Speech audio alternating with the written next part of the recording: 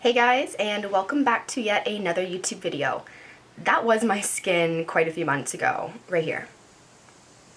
Now, I experienced that breakout when I eat dairy products, specifically milk coming from a cow. So I decided to eat plant-based, and I want to talk about the benefits that come along with that, why you should start incorporating more plant-based foods into your diet as well. That breakout only happens to me when I consume dairy products. The next day I wake up with this inflamed, red, flaky, raw rash. I'd be waking up and putting straight up oil on it. This is not an allergy, this is a reaction, this is a sensitivity, which happens about 24 hours after I consume the dairy. But if I eliminated dairy from my diet completely, made sure it wasn't sneaking in anything I was eating, it completely went away. I'm not joking, within about 48 hours, 24 hours. Clears up very, very fast. You may not experience this when you eat dairy. Every body is different. There are several factors that can contribute to breakouts, like what you're eating, hormones, and stress, but most of the time it's what you're choosing to fuel your body with.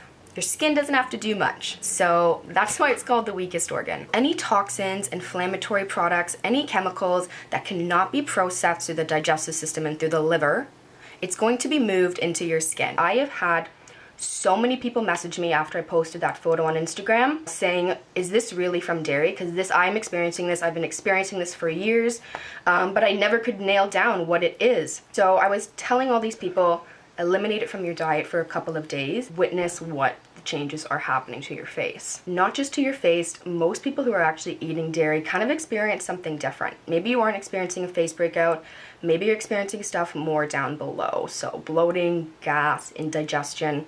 I experience that too with dairy. I do take digestive enzymes with some of my food I eat, especially if I am eating meat or dairy-based products.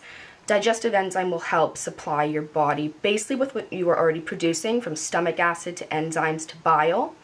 It will just break it down to make sure that it's not fermenting in your stomach, so you won't be experiencing any of those indigestion problems. There's so many ways of eating more plants and reducing the amount of animal products you eat.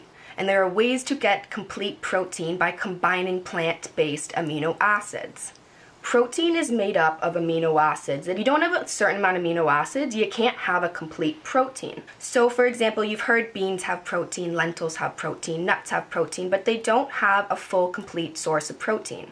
When you combine, for example, a bean with a rice, all these amino acids in the rice and in the beans, when you combine them together, it makes a complete protein. So like basically what a piece of chicken breast or a piece of steak would be. Plants are essentially where the protein comes from at the end of the day. That's where the amino acids are. So red meat for me, I experience cramping probably within 3 hours of eating red meat. And if you know with red meat, it actually takes up to 6 to 8 hours to digest. So if you aren't letting that digestion time happen, if you're not letting rest and digest happen, and you're continuing to eat more foods that lower level of what you've just ate, the meat, which is below in your stomach, hasn't digested yet. So all the food you've just loaded on top, all your fruits, all your vegetables, is going to ferment, sit on top, really cause a lot of indigestion. You can be watching when you're eating your red meat to make sure that you're eating it maybe at the end of the day, to ensure you're not having any extra food coming on top and you're letting that red meat fully digest into your digestive system and eliminating. Maybe you don't experience all this kind of bloating and gas and digestion when you're eating red meat, which is great. So if you find it's a good staple in your diet, keep it there. I'm not trying to push anything onto you. The main reasons why I decided to eat more plant-based was digestion, my skin, and just overall health. I try to get my sources of protein from plants and other places. I don't like to make meat a staple in my diet. Preferably, it just does not agree with my stomach very well. That's when I start to experience the bloating, the gas, the indigestion. I'm going to take you guys a little bit into a couple of my meals that I'm eating today, just to see how I'm eating plant-based, and I would try these meals out. They're super simple to make. They are completely plant-based focused meals, but you can incorporate that animal protein in if you want. This is my kitchen. It's really nothing fancy. I actually wish I had such a better kitchen. But I'm gonna have some oats for breakfast today. So I want to take you a little insight on what my usual kind of oats look like and how I like to incorporate a lot of nutrients and some plant-based foods in there. Hello, this is how I make my oats. So, got about 1 cup of steel cut oats, cooked. I like to add a little splash of cashew milk because I honestly find it's so much creamier than almond milk or rice milk or anything like that. It's really my favorite milk. And of course, hemp hearts and chia seeds. So we're getting some protein, we're getting some omegas from here, which is fantastic.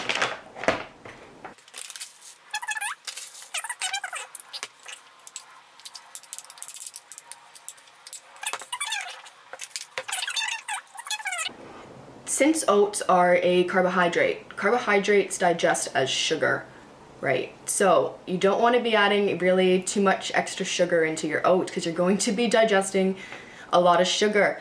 You may not feel that good in the morning. So I like to sweeten my oats with stevia.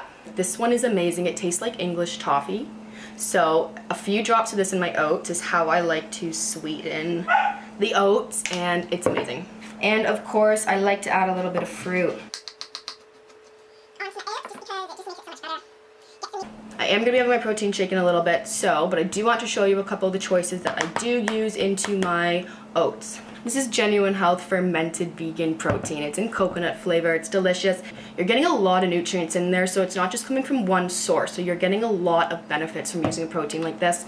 Plus it's fermented, so it's going to help with the digestion of your oats if you're putting protein powder into your oats.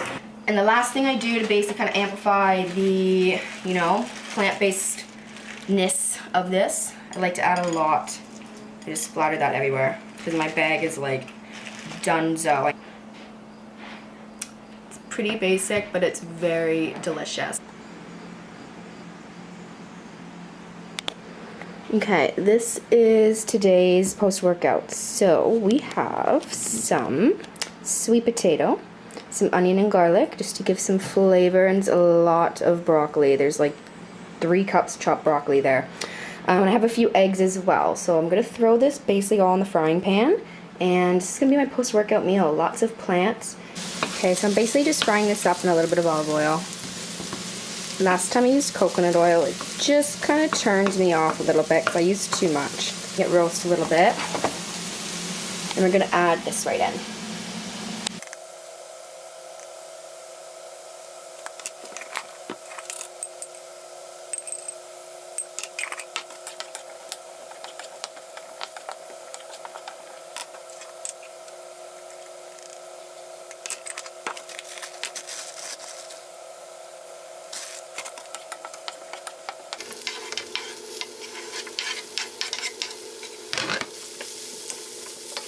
Delicious, I swear by it. If somebody doesn't like sweet potatoes, it's a good way to get them to like it and to get your greens in as well.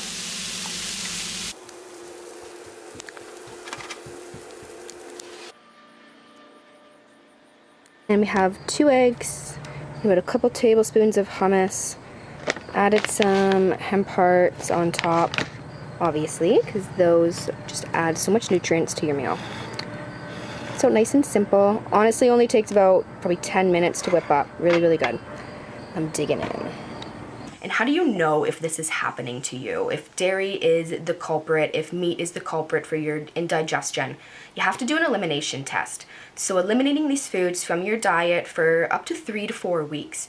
Sometimes if you know your body, you know how it reacts, you are very responsive with it, you may not need to wait that long because maybe you will be noticing results even within a couple of weeks or even within a few days.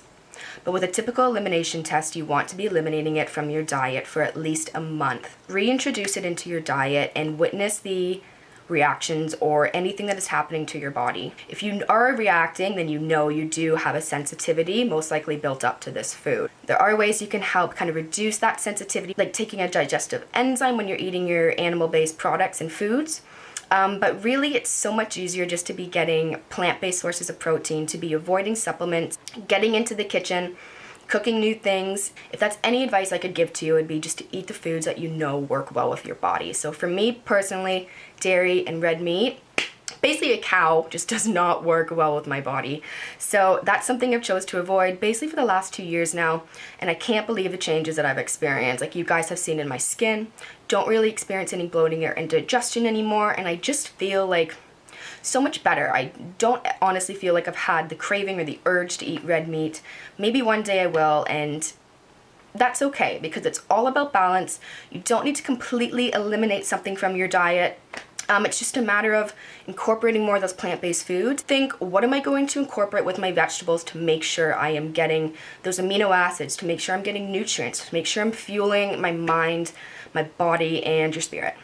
Well, I hope you guys liked this video. I have a blog post linked in the description below about eating dairy products and basically avoiding dairy products and what can happen to your skin through that. So is dairy causing your skin to break out? So click that link below, read the blog post. I'll see you guys soon.